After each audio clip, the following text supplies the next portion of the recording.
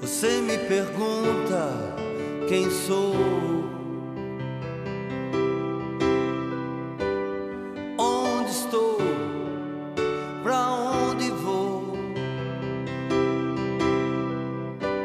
Sou nascido de Deus.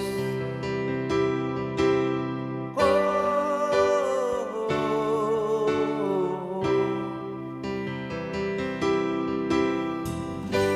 Estou no centro de sua vontade.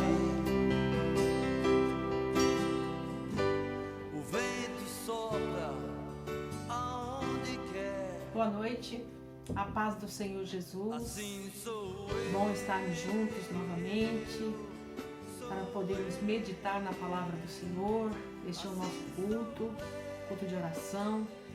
E eu louvo a Deus pela oportunidade de estar juntamente com você, para nós fazermos esse culto juntos. Amém? Que Deus abençoe o nosso tempo aqui e que Deus possa falar conosco. Eu tenho um texto aqui em Gálatas, capítulo 3, o verso 9, que diz assim: de modo que os que da fé são abençoados com o crente Abraão. Amém? Vamos orar? Pai, nós te damos graças e louvamos o teu nome, Pai. Porque é uma oportunidade única fazer parte do teu reino e podermos ter a tua palavra para meditarmos e juntamente sermos abençoados, sermos transformados, libertos e alcançarmos, ó Deus, a cada dia um equilíbrio em nossas vidas para estarmos cada dia mais perto de ti. Esse é o nosso propósito, Pai, em estarmos juntos, ouvindo a Tua Palavra, meditando na Tua Palavra, buscando ao Senhor. Porque é a única coisa que vale a pena, é a única coisa que realmente traz alegria, é o Senhor e a Tua Palavra.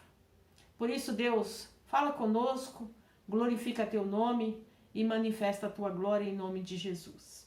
Amém? Então vamos meditar na Palavra do Senhor. Eu quero começar esta meditação perguntando para você, né, nos fazendo esta pergunta. O que significa crer? Será que a gente sabe o que é crer? O que é crer no sentido de acreditar, de depositar confiança? E o que é ter fé? E a gente, ao longo da nossa jornada, a gente escuta muito se falar em fé, se falar em crer, se falar em alcançar fé, mas a fé, ela é uma palavra mal entendida, mal compreendida, com interpretações muito diferentes às vezes. E ela só tem uma, né? Ela só tem uma definição. Quando o apóstolo Paulo escreve sua carta aos Gálatas, que nós acabamos de ler, ele está preocupado com essas falsas compreensões, porque as pessoas ficam buscando, né, florear a fé, florear o crer, e é tão simples. Então o apóstolo Paulo estava preocupado com isso, e com a compreensão que as pessoas tinham com algo tão importante que era a fé, que é a fé. Por isso ele usa exemplos conhecidos de todos nós, né? Nós leitores, nós simpatizantes. Então ele usa exemplos conhecidos nesta carta.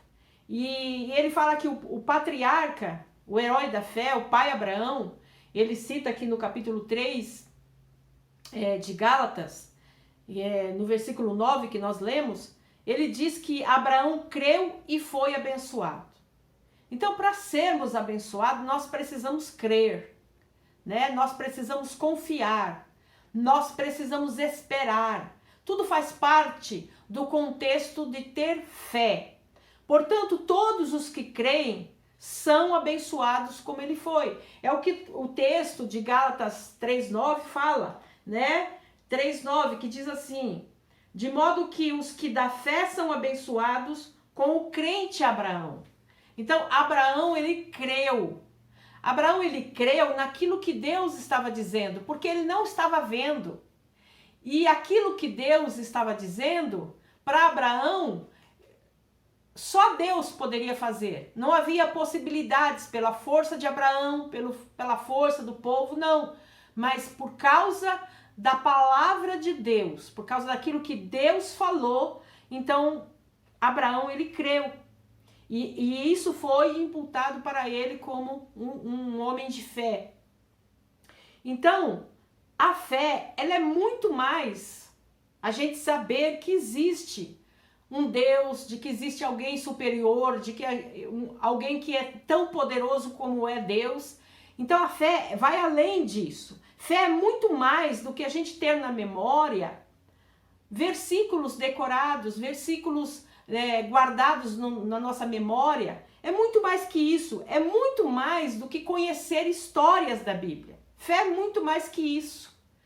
Então, fé, ela é muito mais do que saber que Jesus veio, que Jesus foi crucificado. E eu quero dar aqui um exemplo de fé para que nós possamos entender o que é ter fé, o que é exercitar fé, o que é viver pela fé. E eu quero aqui usar um exemplo, e eu quero que você imagine aí na sua casa, imagine aí no seu coração, nos seus pensamentos, né? Algumas figuras. Por exemplo, na primeira figura, existe 2 abismos. E entre estes 2 abismos, um cabo que liga esses 2 abismos. E são abismos bem profundos. A gente já viu isso, talvez em figura, talvez em filme, talvez, né, numa reportagem. 2 abismos, um lugar bem profundo, algo bem enorme, né, que qualquer ser humano não poderia transportar se não tivesse algo para que ele pudesse passar. Então, imagine você, em cima desse cabo está um equilibrista. Quem nunca viu um equilibrista? A gente vê pela televisão, tem pessoas aí fazendo coisas absurdas, né? Mas são pessoas que têm um certo treinamento, que têm uma certa experiência, que está acostumado a fazer esse tipo de coisa. Então, em cima deste cabo existe pense comigo, um equilibrista muito famoso. Ele é especialista em altura, especialista nesta arte de andar num cabo de aço em cima, né? Fazendo uma passagem por cima deste grande abismo. Aí eu quero que você imagine uma segunda figura que mostra este equilibrista neste cabo de aço entre esses 2 abismos. Agora ele está passando neste cabo de aço com um carrinho de mão. Além de ele estar passando pelo cabo de aço, equilibrando-se, ele está empurrando um carrinho de mão. Até aqui, nós podemos acreditar que o equilibrista, com treinamento, com experiência, com bagagem, ele até pode fazer isto, porque eles são treinados na arte do equilíbrio. Então, a gente pensa sobre isso e aí a gente pode pensar assim: isto é fé? Será que isto é fé? Aí eu quero que você pense numa terceira figura. Esse mesmo equilibrista, este mesmo carrinho de mão, aonde ele está empurrando este carrinho de mão. E aí eu quero fazer uma pergunta para você neste momento. Você sentaria neste carrinho de mão? Você teria confiança de sentar neste carrinho de mão para passar com este equilibrista empurrando o carrinho? Sabe que o equilibrista pode sozinho ou com o carrinho de mão. Agora, passar por cima de um abismo, utilizando um cabo de aço, isto não significa fé. Não significa fé. Já disse para nós pensarmos. Isto é treinamento. Isto é bagagem. Isto é experiência. Isto não é fé. Isto é conhecimento. Curiosidade, treinamento. Agora eu te faço uma pergunta. Quem sentaria neste carrinho de mão para o equilibrista levá-lo do outro lado? Quem sentaria? Você sentaria?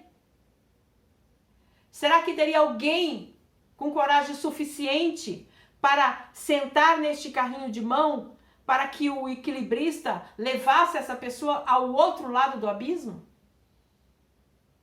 Eu queria que você pensasse sobre isso. Agora, somente quem tivesse muita confiança no equilibrista sentaria naquele carrinho de mão, para que ele fosse levado de um lado do abismo para o outro lado do abismo. Somente uma pessoa que tivesse muita confiança no equilibrista, no trabalho do equilibrista, saber que ele tinha noção do que estava fazendo, que ele tinha bagagem, treinamento para aquilo. Somente alguém que confiasse muito no equilibrista. E eu queria que você pensasse sobre isso. Aí nós voltamos para Abraão. Assim fez Abraão. Ele colocou a sua confiança em Deus. Porque quando Deus veio falar com Abraão, ele disse para ele algo inusitável, algo que ele não poderia imaginar. Mas Abraão, ele creu e ele pôs a sua vida nas mãos de Deus. Eu quero ler com você Gênesis capítulo 12, o verso 1 ao 3, que diz assim, ó: Ora, disse o Senhor a Abraão: sai da tua terra, da tua parentela, da casa de teu pai, e vai para a terra que te mostrarei. De ti farei uma grande nação, e te abençoarei, e te engrandecerei o nome. Sê tu uma bênção. Verso 3. Abençoarei os que te abençoarem, e amaldiçoarei os que te amaldiçoarem. Em ti serão benditas todas as famílias da terra. Então, Deus chamou Abraão e disse para ele. Abraão estava ali estabelecido naquela terra, mas Deus o chama e diz para ele: Abraão, sai da tua terra, sai de perto da tua parentela e da casa de teu pai. Abraão ali, ele tinha tudo. Ele estava numa terra boa, ele estava ali no meio da sua parentela, da sua descendência, estava perto do seu pai. Mas Deus o chama e diz para ele: Abraão, largue tudo. Largue tudo isso e vá para a terra que eu te mostrarei.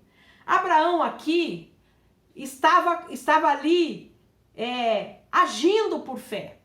Por quê? Porque Deus estava com Abraão.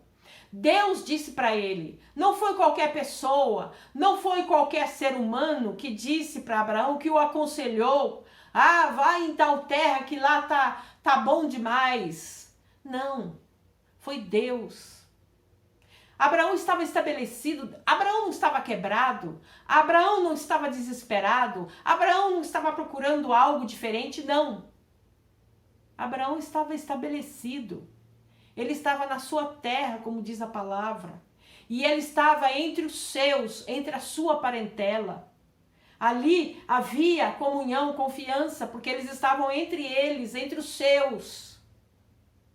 E Deus disse para ele, chamou Abraão: largue tudo e vá para onde eu te mostrarei. Ou seja, saia no escuro, Abraão.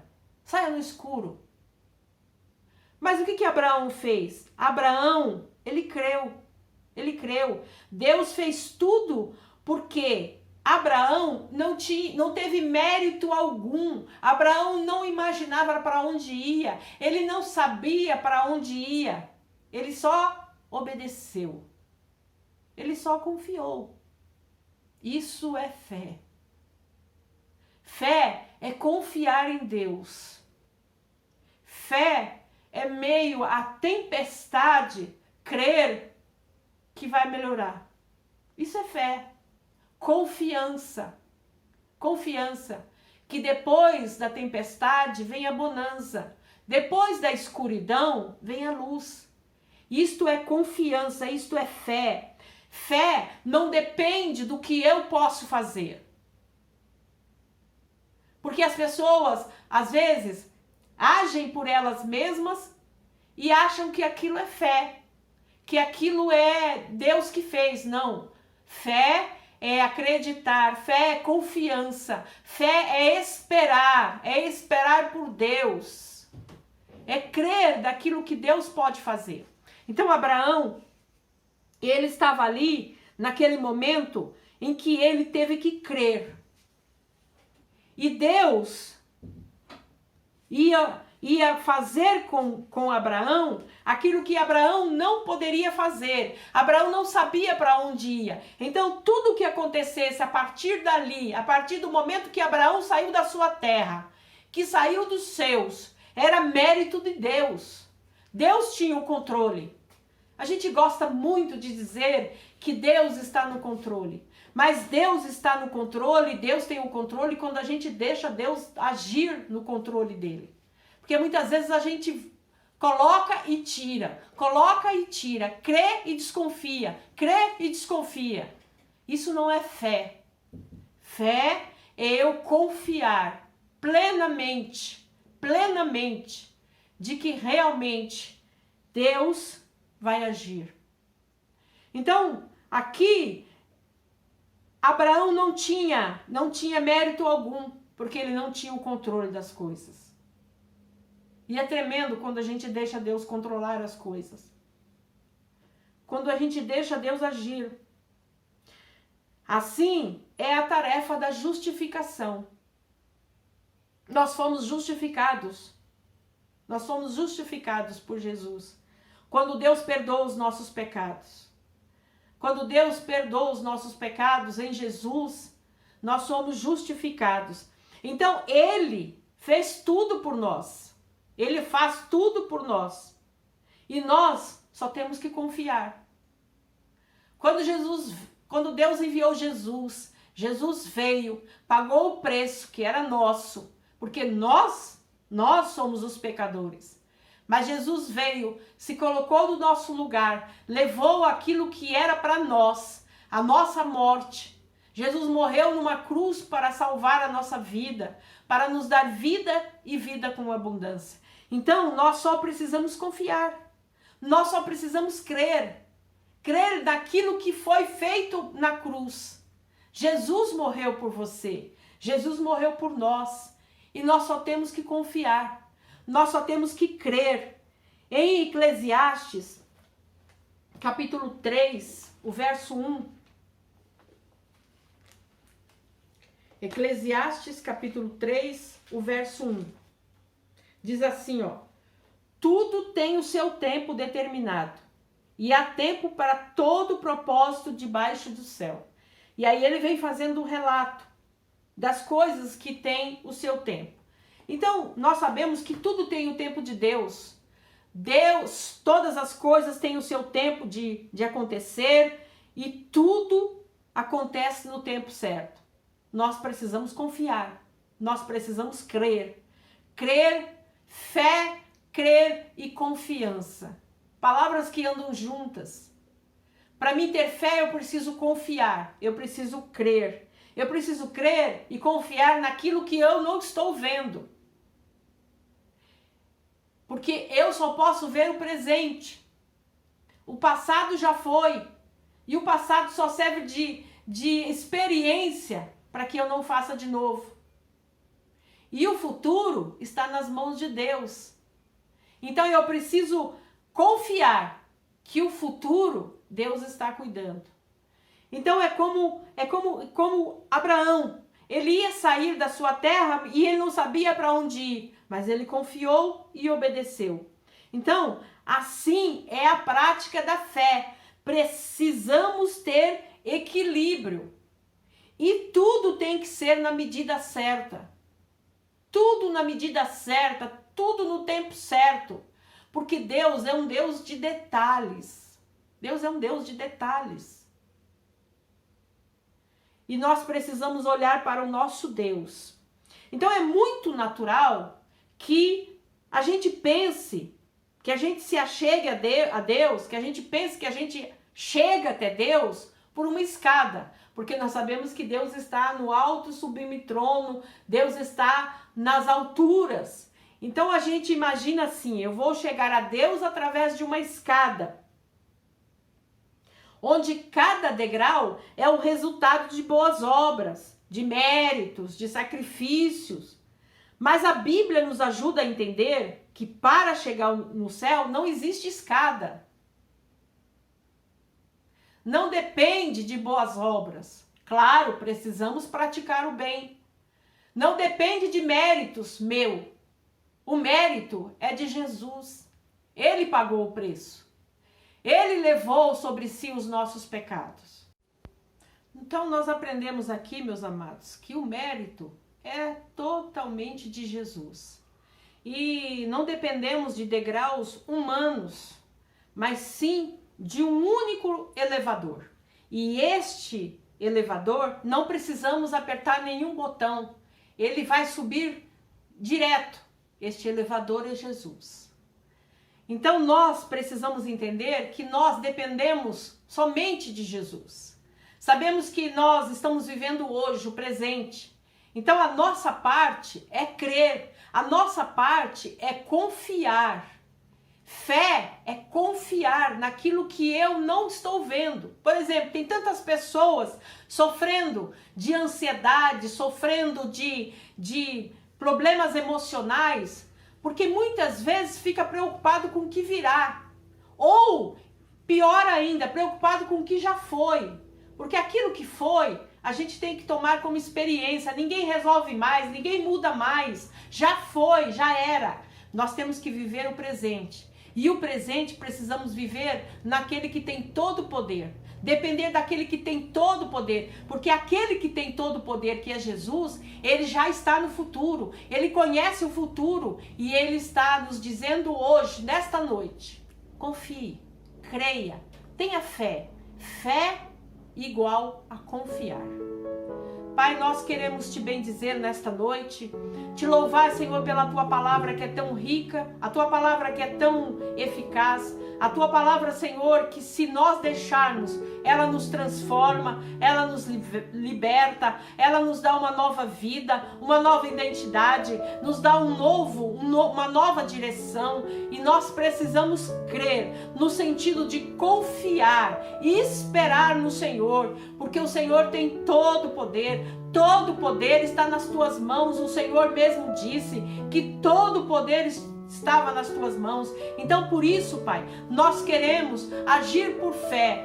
Pai, alcança agora tantas pessoas que nos ouvem, Pai. Talvez está sem confiança, está sem fé, não consegue crer naquilo que o Senhor pode fazer, está desesperada, está sem ânimo. Jesus, entra com teu poder agora, toca nesta pessoa, toca neste lar, nesta família, traz restauração, traz confiança novamente, traz fé, esperança, Pai. Eu te peço no nome de Jesus, amém, glória a Deus. Quero fazer algumas orações por algumas pessoas com dificuldades. Eu quero orar pelo Valdir, pedir para que o Senhor continue abençoando o nosso irmão, trazendo refrigério, trazendo saúde, trazendo alegria, esperança. Pai, em nome de Jesus, que o Valdir seja grandemente abençoado. Eu oro pela Neide Chible, que está aí, Pai, esperando, na expectativa de fazer uma cirurgia, para ter uma melhor condição de vida. Salve a sua casa, a sua família. Pai, nós oramos pelo Pedro, sabemos que o Senhor tem cuidado dele, que ele continue se recuperando, que ele alcance o teu favor, Pai. Salva aquela família, liberta, em nome de Jesus. Oramos pelo Yuri, Pai, que novamente voltou para a UTI. Não sabemos o porquê, mas sabemos que o Senhor tem cuidado dele. Ele tem sido um guerreiro, que o Senhor esteja agindo, operando. Ele tem sido um guerreiro porque há um guerreiro abençoando a vida dele, que é Jesus. Continua, Pai, restaura, liberta, traz saúde, salva a sua família, a sua casa, em nome de Jesus. Eu oro pelo meu pai, liberta ele do vício, liberta ele da cegueira, da paralisia. Oh Deus, faz uma obra ali no lar da minha mãe, liberta ela da ansiedade, traz à existência, Pai, aquilo que eles precisam, em nome de Jesus, Pai. Eu oro pelas pessoas que estão enlutadas, pessoas que perderam pai, mãe, esposo, esposa, filhos, parente próximo. Meu Deus, tenha misericórdia dessas vidas. Eu oro, Pai, para que o Senhor traga consolo, para que o Senhor traga refrigério, para que o Senhor traga renovo, em nome de Jesus. Eu oro para que o Senhor traga cura, Pai. Entre nos hospitais, nas UTIs, liberta os enfermos, os cativos. Agora mesmo, Pai, pode ter uma pessoa entrando em cirurgia. Sê com ela, tenha misericórdia dela. Deus, tenha misericórdia das nossas crianças que têm sofrido, meu Pai, violências no seu corpo, violência na sua mente, no seu emocional. Deus, tem misericórdia, guarda as nossas crianças, tem misericórdia das mulheres, que o Senhor abençoe, que o Senhor cuide, que o Senhor levante e fortaleça em nome de Jesus. Oramos pelas nações, Pai, pedimos misericórdia, Pai, sobre as nações que agora mesmo estão entre guerra, como a Ucrânia, a Rússia, Palestina, Israel e tantos outros lugares, Pai, que tem guerras urbanas. Tenha misericórdia, Pai, das nações, dos povos que estão sofrendo e gemendo, Pai. Eu te peço em nome de Jesus. Tenha misericórdia do Brasil, tenha misericórdia da nossa terra, Pai. Em nome de Jesus eu te peço. Amém e glória a Deus. Obrigado pela sua companhia. Que Deus continue abençoando a sua casa, a sua vida, a sua família. Que Deus abençoe. Um grande abraço.